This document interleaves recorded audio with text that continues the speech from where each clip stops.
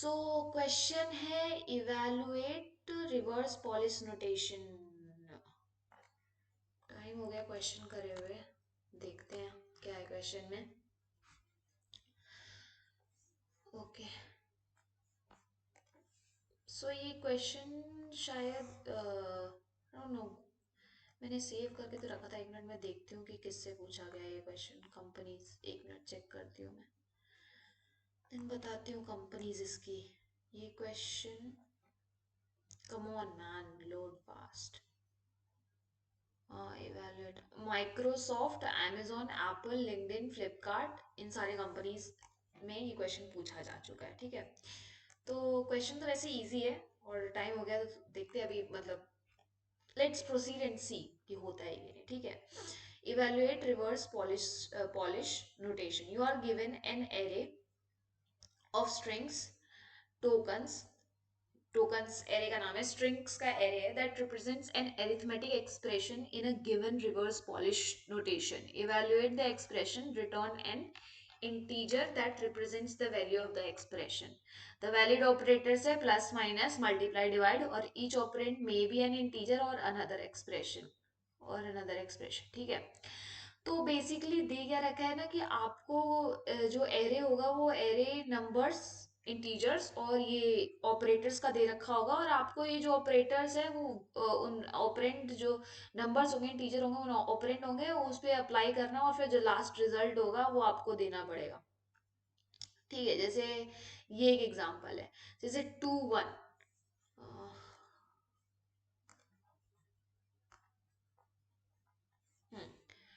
2 1 +3 and multiply. ठीक है, तो इसको कैसे कर सकते हैं, ये जैसे ये 2 देन 1 देन प्लस दे रहेगा। अगर ये प्लस ऑपरेटर आया तो देखो कोई ऑपरेटर किसी दो ऑपरेंड पे ही लगेगा ना, मतलब ये तो जो इस पे ऑपरेटर्स दे रखे हैं वो बाइनरी ऑपरेटर दे रखा है। तो 2 + 1 होगा तो ये हो जाएगा 3, एंड फिर उसके बाद आया है 3, तो यहाँ पे अभी तक क्या ऑपरेंड हो चुका है 3, फिर आया 3 एंड देन उसके बाद है मल्टीप्लाई। अब दोबारा एक स्ट्रिंग आया, एक ऑपरेटर आया, तो यहाँ पे जो वैल्यू बन चुका था मेरा पहले का ऑपरेंड ये 3, और एक और 3 आया, अब मल्टीप्लाई करना, तो इन दोनों को मल्टीप्लाई कर देंगे तो फिर ये 9 आ जाएगा। देखो आंसर 9 है। तो इसका मतलब है जो पास्ट का जो मेरा आंसर आ रहा है वो मेरे को स्टोर करके तो रखना ही है ना। और ऐसे ऑपरेटर, ऐसे क्वेश्चन हमने बहुत सारे कर रखे हैं, और इन क्वेश्चन से देख के पता लगता है कि ये स्टैक से होगा। ये जो क्वेश्चन है ये स्टैक से होंगे, अब कैसे होंगे वो देखते हैं। हम्म, यार ये भी हटाना पड़ेगा। तो एक एग्जांपल लेके चलते हैं अपना, ये वाला लेके चलते हैं अपने बोर्ड पे और समझते हैं।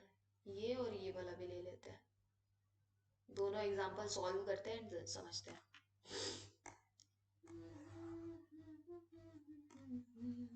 ओके, सो फर्स्ट एग्जांपल है 4 13 5, देन मल्टीप्लाई डिवाइड है, देन प्लस है। तो अब इसका आंसर क्या होगा, सबसे पहले तो 4 है, देन 13 है, देन 5 है, 13 है, देन 5 है, देन प्लस है। तो इसको कैसे होगा, सबसे पहले तो जैसे डिवाइड आया, ठीक है, तो डिवाइड के पहले दो ऑपरेंड क्या है, पहले मैं यहाँ पे आई, 4 पे आई। रुको, पहले मैं थोड़ा इसको अच्छे से लिख लेती हूँ तो अच्छा लगेगा, ऐसे चमारो जैसा लिख रखा है मैंने। पहले है 4 then 13 5 then divide and then plus. तो मैं आइट्रेट करूंगी, ये टोकन मेरा एल दे रखा है तो मैं आइट्रेट करूंगी। सबसे पहले मैं इस पे आई 4 पे, 4 पे आई, देन फिर मैं 13 पे आई, ऑपरेटर है तो कुछ नहीं होगा, 13 पे आई, 13 के बाद इसके बाद भी कोई ऑपरेटर नहीं है, मैं 5 पे आई, 5 के बाद फिर मैं गई इस पे।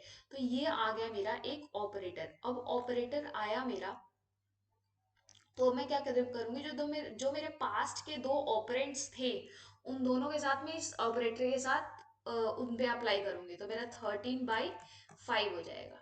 ठीक है, फिर इसके बाद मैं दोबारा आगे बढ़ी तो प्लस आया, तो यहाँ पे मेरा एक ऑपरेंड 13/5 था और एक अभी भी ये वाला ऑपरेंड मेरा बचा हुआ है, तो प्लस आया, तो इन दोनों को मैं प्लस कर दूंगी, मतलब 4 + 13/5 हो जाएगा। ये कितना हो जाएगा, 4 × 20 + 13/5 दैट विल बी 13/5 ही है ना। हाँ 13/5 प्लस 4 5 20 प्लस 13, तो ये हो जाएगा 33/5 हो जाएगा, जिसका रिजल्ट मेरा 6 पॉइंट समथिंग आएगा, लेकिन इंटीजर में रिटर्न करना, तो मेरा इसका आंसर आएगा 6। ठीक है, तो ये तो पहला मैंने एक्सप्लेन कर दिया कैसे करना है, मतलब कैसे होगा। अब दूसरा देखते हैं।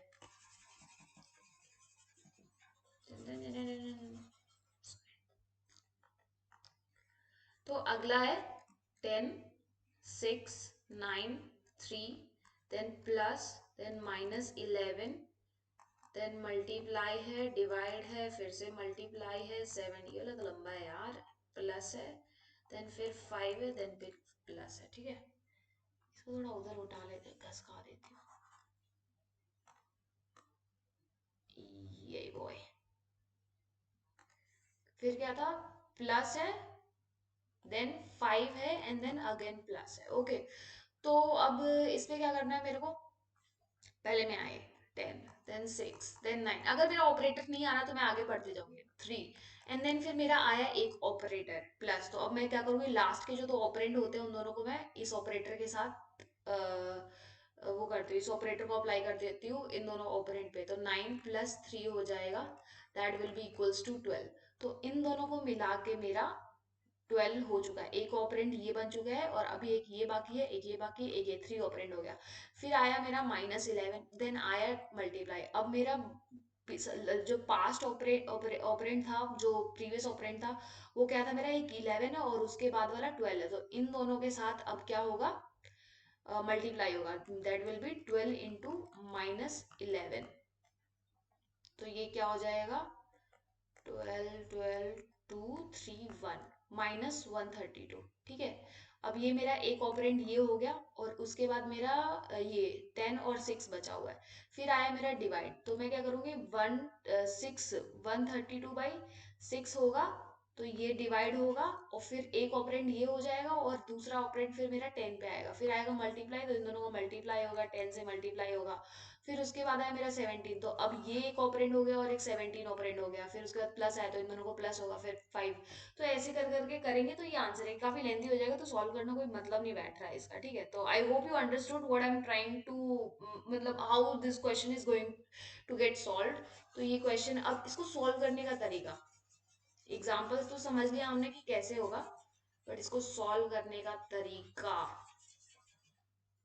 कैसे होगा, तो इतना तो समझ आएगी कि मेरे को जो पास्ट जो मेरा पास्ट रिजल्ट निकल रहा है वो तो मेरे को स्टोर करके रखना है, क्योंकि वो मेरा ऑपरेंड बनेगा, है ना। तो इसके लिए मैं स्टैक यूज करूंगी, ये हो गया मेरा स्टैक। थोड़ा यार स्केल वेल यूज करते हैं, अगर मजा आएगा फिर। ये बॉय, ये और ये मेरा स्टैक होगा। ठीक है, येलो पेन यूज करते हैं। हाँ, तो सबसे पहले मेरा 4 आया, चल ऊपर वाले एग्जांपल में सॉल्व कर लियो ये वाला। ठीक है, सबसे पहले 4 आया, तो 4 मैंने पुश कर दिया स्टैक में। फिर मेरा आया 13, तो 13 मैंने पुश कर दिया स्टैक में। उफो, 13 मैंने पुश कर दिया स्टैक में। फिर आया मेरा 5, तो 5 मैंने पुश कर दिया स्टैक में। अब आया मेरा ऑपरेटर। अब ऑपरेटर को मैं स्टैक में पुश नहीं करूंगी, अब ऑपरेटर आया तो मैं देखूंगी कि स्टैक मेरा एम्प्टी है क्या, अगर एम्प्टी होगा, और इसमें ये गिवन है कि कोई भी ना इनवैलिड नहीं हो, जैसे दो ऑपरेंड मेरे बनेंगे ही बनेंगे, इसमें मेरा इनवैलिड इनपुट नहीं दे रखा है, मतलब जो आंसर आएगा वो आएगा ही, इनवैलिड आउटपुट इनपुट नहीं आने वाला है, मतलब इनवैलिड आउटपुट नहीं आएगा। ठीक है, ये गिवन है ऑलरेडी क्वेश्चन में, अगर मैं दिखाना चाहूँ तो ये देखो, कहाँ है, the answer and all the intermediate calculation can be represented in, no, the input, हाँ, the input represents a valid arithmetic expression in a reverse Polish notation, मतलब कि valid arithmetic operation रहेगा। ठीक है, हम्म, ठीक है, तो ये हुआ। अब मेरा आया डिवाइड, अब मेरा डिवाइड आया, तो मैं क्या करूंगी, जो लास्ट के मेरे को डिवाइड के लिए दो ऑपरेटर चाहिए, तो मैं एक पॉप करूंगी और यहाँ स्टोर करूंगी, मान लो ए में स्टोर कर दिया, और फिर उसके बाद मैं एक और ऑपरेटर निकालूंगी और इसको बी में स्टोर कर दिया, और अब मैं क्या करूंगी, ए बाई बी करूंगी, दैट विल बी 5/13, और ये मेरा रहेगा रिजल्ट। ठीक है, ये मेरा रिजल्ट रहेगा 5/13। और अब इसके बाद मैं क्या करूंगी, इस 5/13 को, अरे यार, इस 5/13 को दोबारा पुश कर दूंगी मैं इसमें स्टैक में, 5/13। अब मैं आगे बढ़ी तो आया मेरा प्लस, अब प्लस आया मेरा, पहले डिवाइड था अब मेरा आया प्लस। तो अब मेरे दो ऑपरेंड चाहिए, तो मैं इसको पॉप करूंगी, दैट विल बी 5/13, और फिर उसके बाद देखूंगी इसको पॉप करूंगी, दैट विल बी 4, और फिर इन दोनों को मैं ऐड करके रिटर्न कर दूंगी, तो ये मेरा आंसर होगा, दैट विल बी 6। ये होगा। और अब इसको करना कैसे है, कोड थोड़ा देख लेते हैं। देखो कोड करने के लिए तो क्या, मैं समझा देती हूँ फिर सीधे कोड करते करते समझा दूंगी। ये जो ऑपरेटर वाला होगा ना, इसके लिए अलग फंक्शन लिख देंगे ऑपरेटर का, एक ऑपरेटर का अलग फंक्शन लिख देंगे जो मेरा रिजल्ट भेजेगा ऑपरेटर के साथ। और उसके बाद जो जो मेरा जैसे जैसे मेरा इंटीजर आते जाएगा उसको मैं पुल, और देखो ये स्ट्रिंग में है तो इसको मेरे को इंटीजर में कन्वर्ट करके स्टैक में स्टोर करना है, ठीक है। तो स्टैक में इसको पुश करते जाऊंगी और जो रिजल्ट होगा उसको भी स्टैक में पुश करते जाऊंगी। और जैसे जैसे जैसे ऑपरेटर आएगा, एक ऑपरेटर में मैं ये दोनों जो ए और बी होगा ऑपरेटर ऑपरेंड, उसको ऑपरेटर में भेज दूंगी, प्लस जो ऑपरेटर आया उसको, और फिर वो ऑपरेशन करके मेरे को रिटर्न कर देगा, ठीक है। तो चलते हैं अब इसको कोड करके देखते हैं।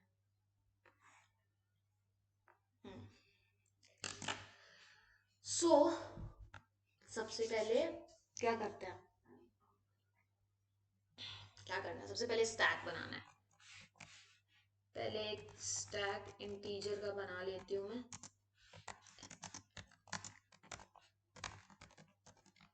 एक मैंने इंटीजर का स्टैक बना लिया। और अब मैं ट्रिवर्स करूंगी अपने स्ट्रिंग के टोकन है, for int i equals to 0, i is less than, अरे यार ये टेबल बहुत हिल रहा है, tokens dot length and i plus plus करूंगी। और अब इफ मेरा tokens of i equals to plus हो, या फिर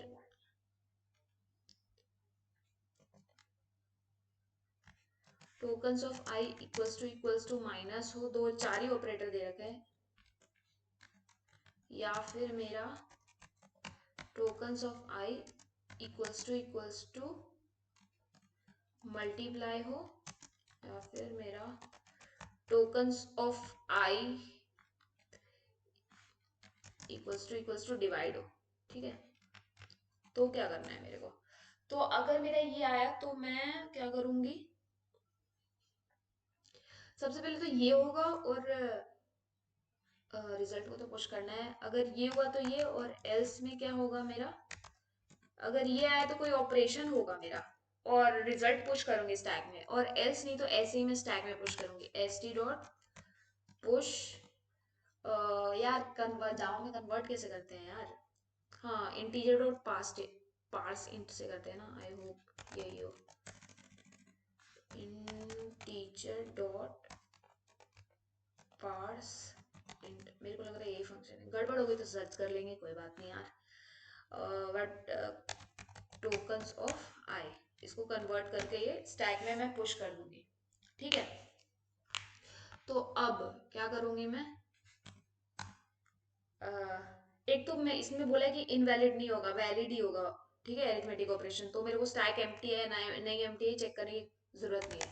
तो मैं क्या करूंगी, int a equals to s t dot pop ले लूंगी, और int b equals to s t dot pop ले लूंगी, ऊपर के दो ऑपरेटर्स ले लूंगी, और रिजल्ट में मैं इंट रिजल्ट रिजल्ट में मैं ए, नहीं फंक्शन है ना, ऑपरेशन फंक्शन लिख देती हूँ, ऑपरेशन फंक्शन जिसमें मैं ए भेजूंगी, बी भेजूंगी, और टोकन्स ऑफ आई भेजूंगी, दैट विल बी स्ट्रिंग, है ना। ये मेरा रिजल्ट दे देगा, और लास्ट में मैं एस टी डॉट पुश, देखो मैं रिजल्ट भी तो मेरा मैं पास्ट रिजल्ट तो स्टोर कर रही थी ना मैं, उसके लिए वो मेरा ऑपरेंड बनेगा, तो उसके लिए मैं रिजल्ट भी पुश करूंगी स्टैक में, रिजल्ट में पुश कर रही थी है ना, तो बाद में रिजल्ट पुश कर लिया, और बस हो गया इतना। यही होगा ना। और अब एक ये ऑपरेशन वाला फंक्शन लिख लेते हैं यहाँ पे, पब्लिक इंट ऑपरेशन, जिसमें मेरा इंट ए इंट बी और एक मेरा स्ट्रिंग ऑपरेटर जा रहा है। ऑपरेटर इतना बड़ा नहीं लिख दिया, ऑपरेटर लिख देती हूँ, है ना, लिख ही देती हूँ यार, ऑपरेटर। अब मेरा if operator equals to plus, then return कर दूंगी मैं क्या, ए प्लस बी, है ना। इसी को कॉपी पेस्ट कर लेती हूँ, control C, control V, control V, control V, 4 operator है ना। और अगर मेरा माइनस हुआ तो ए माइनस भी कर देती हूँ, अगर मेरा मल्टीप्लाई हुआ तो ए मल्टीप्लाई बी कर दे। और ये देखो देखो एक चीज और भी मैंने करा था, तो ये क्या कि अगर मैं ये जो मल्टीप्लाई, इसको मेरे को लॉन्ग लॉन्ग करके करना पड़ेगा। इन दोनों को पहले मेरे को लॉन्ग में टाइप कास्ट करना, क्योंकि यार ओवरफ्लो हो जा रहा था, तो इसको पहले मैं लॉन्ग में टाइप कास्ट करूंगी दोनों को। जैसे इसको मैंने लॉन्ग में टाइप कास्ट कर लिया यार, ए इंटू बी को लॉन्ग में टाइप कास्ट कर लिया, और फिर इसको मैं इंट में टाइप कास्ट कर दूंगी। ठीक है ना, समझ गए। पहले लॉन्ग में इसलिए कर रहा था कि ओवरफ्लो ना हो, और फिर उसको इंट में टाइप कास्ट कर दिया। एंड देन फिर होगा मेरा डिवाइड, और फिर मैं ए बाई बी भेज दूंगी। और अगर इंट है तो लास्ट में वो एरर आ जाएगा, तो रिटर्न -1 कर दूंगी। रिटर्न वैसे -1 रिटर्न तो होगा नहीं, क्योंकि यही सब ऑपरेटर रहेंगे, लेकिन अगर मैं रिटर्न नहीं करूंगी लास्ट में तो कुछ एरर आ जाएगा इसके लिए, है ना। चलो अब इसको रन करके देखते हैं। लास्ट में मेरे को इसमें क्या रिटर्न करना है, मेरे को रिजल्ट लास्ट में देखो, लास्ट में जो बचेगा मेरा आंसर क्या बचेगा, अगर मैंने यहाँ पे देखा होगा तो लास्ट में जो स्टैक में जो मेरा आंसर बचता है ना, वो मैं लास्ट में रिजल्ट तो पुश ही कर देती हूँ, तो लास्ट में जो स्टैक में मेरा बचता है वो आंसर ही बचता है, तो इसको भी पॉप करके निकाल के मैं वो रिटर्न करूंगी, क्योंकि लास्ट में जो स्टैक में बचता है वही मेरा आंसर होता है। तो रिटर्न क्या कर दूंगी मैं, st.pop, क्योंकि वो मेरा आंसर होगा।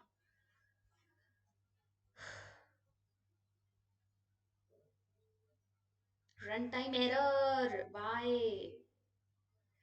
input string plus 67, a plus b तो भेजा है, plus minus multiply divide a equals to a b भेजा, और टोकन्स ऑफ आई भेजा, और st डॉट पुश रिजल्ट किया मैंने, st dot push integer dot parsing. मैं कह रही थी ना यार, एक ये देखना पड़ेगा मेरे को इन जावा, टीचर डॉट पार्सिंग, पार्सिंग की तो करते हैं यार, कैसे कन्वर्ट करते हैं।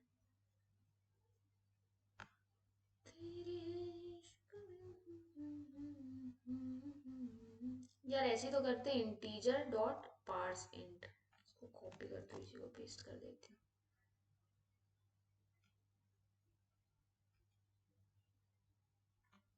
Control V, integer dot parse int, और यहाँ पे मेरा टोकन्स ऑफ आई जाएगा, टोकन्स ऑफ आई। अच्छा ये इंटीजर में होगा क्या, इसको इंट में भी मेरे को टाइप कास्ट करना पड़ेगा मेरे को लग रहा है, अगर मैं इसको इंट में करूँ तो, बट वो इंटीजर में ही तो रहेगा, इंट में टाइप कास्ट करने की जरूरत क्या है, स्टैक तो मैंने इंटीजर का ही बनाया है, क्या दिक्कत पैगी। अच्छा ये दिक्कत क्या हो रही है इसमें कि मैंने ना यहाँ पे इक्वल इक्वल ऑपरेटर यूज किया है, जबकि इक्वल ऐसे डबल इक्वल्स टू यूज नहीं करते, डॉट इक्वल्स यूज करते हैं स्ट्रिंग को कंपेयर करने के लिए, क्योंकि वो रेफरेंस नहीं फिर ये यूज करता है, स्ट्रिंग को कंपेयर करेगा। डॉट इक्वल्स प्लस, इसी को कॉपी पेस्ट कर देती हूँ।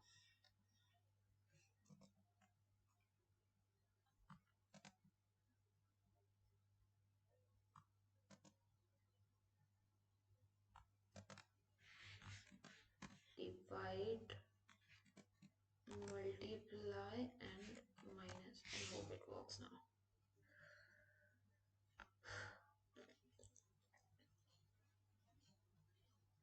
Line 22. Equals, not equals. Equals.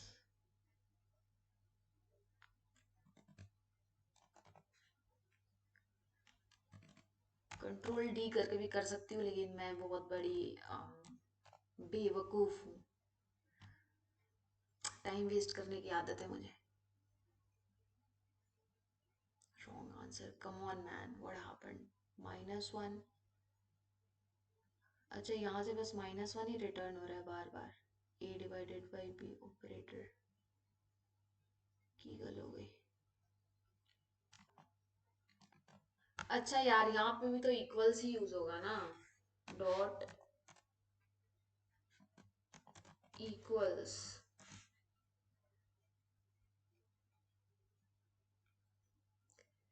एक तो मैं यहाँ पे ही सेलेक्ट कर लेती हूँ, control D, D and D, है ना। और डॉट इक्वल्स देन